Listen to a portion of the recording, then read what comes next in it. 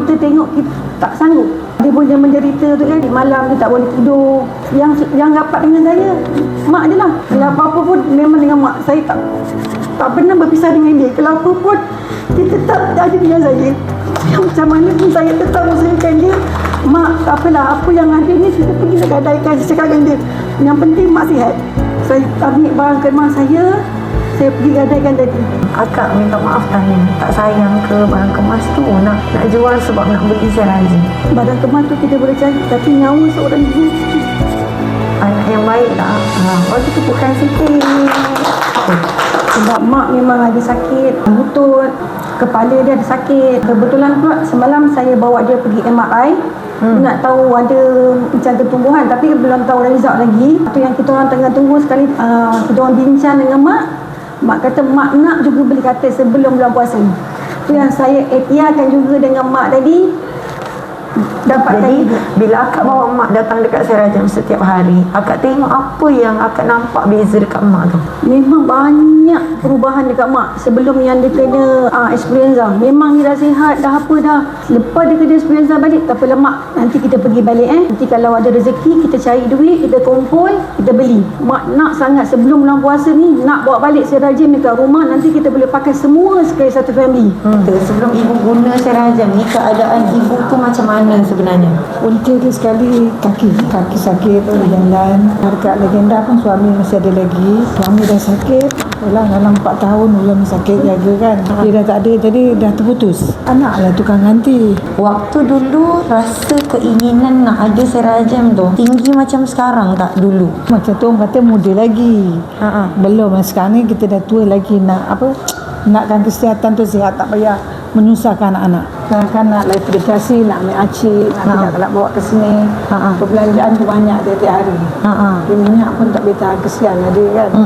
Jadi tu acik berbincang dengan dia, fikirlah nak, kalau kau betul nak tolong seorang ibu, cakap kau berkorban lah. Itu kan macam tadi kan akak datang sebenarnya tujuannya untuk mak, tapi akak guna sekali kan.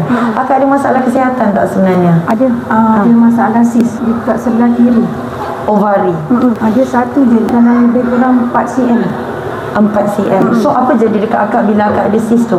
Badan tak sedap. Kita buat apa, pergerakan kat badan semua macam tak enak. Memang tak selesa lah. Kerap kencing, duduk tu pun tak selesa. Sampai sekarang. So bila akak buat rawatan Serajem tu kan, ada beza tak? Ada, Alhamdulillah. Badan dah tak ada macam yang dulu-dulu lagi yang masa sakit, lengur-lengur, macam lemah-lemah langsung dah tak ada lah. Selepas saya dah dapat yang kata sis dah melicik, saya dulu ada pernah aksiden dekat kepala. Doktor kata macam ada gegaran. Saya continue je buatkan Serajem, Alhamdulillah. Sakit kepala pun tak ada, apa semua. Buat setakat ni saya buat brisk work kat rumah, saya kat gula, semua okey, Alhamdulillah. Sebelum ni akak bawa mak, akak bawa anak-anak, tapi akak tak bawa suami. Kan? Kenapa tak bawa suami akak? Suami dia tak yakin dengan benda ni. Lepas tu saya cakap cuba dulu. Lepas tu dalam sekali macam kita tengah beratur macam ni, dia tengah duduk-duduk, dia masuk je, saya tengok dia dekat belakang. Lepas tu kan Cikgu Amal kata tak apa, biarkan je. Kalau tu nanti, kalau ada turn nanti kita panggil dia masuk. Lepas tu dia masuk, dia cuba balik, dia kata banyak perbezaan dekat badan dia.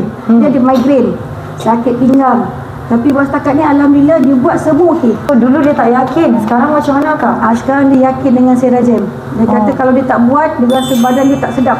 Lepas tu minta maaf tanya kau, sebab akak buat keputusan untuk beli Serajem dengan gadaikan akak punya barang kemas.